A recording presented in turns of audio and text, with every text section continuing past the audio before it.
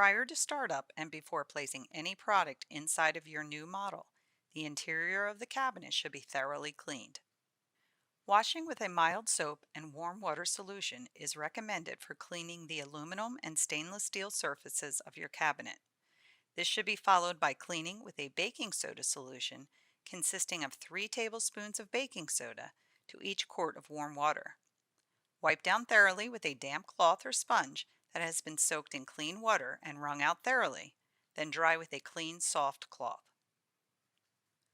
All forced air and cold wall models contain a 1-inch diameter clean-out drain with a drain stopper and a 3-foot long, 3/4 inch ID drain hose. The floor drain is located on the bottom right-hand floor in the storage compartment. The external drain connection and hose are accessible behind either the front or rear grill.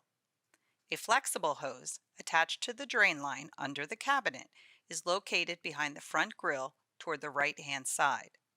The clean-out drain hose should be routed directly to a building floor drain. Never place the hose in the condensate pan of your milk cooler.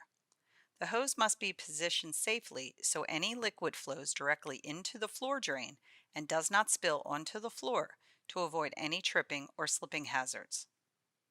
Never use harsh detergents, cleaners, scouring powders, or chemicals when cleaning your model. Failure to dry the interior surfaces after cleaning may result in streaking or staining of the metal. For complete cleaning procedures, precautions, and maintaining the life of your cabinet, see our video on maintenance, service, and parts. When considering a Continental refrigerator unit, please contact the factory or visit our website at www.continentalrefrigerator.com for current product information, as our product specifications are subject to change without notice.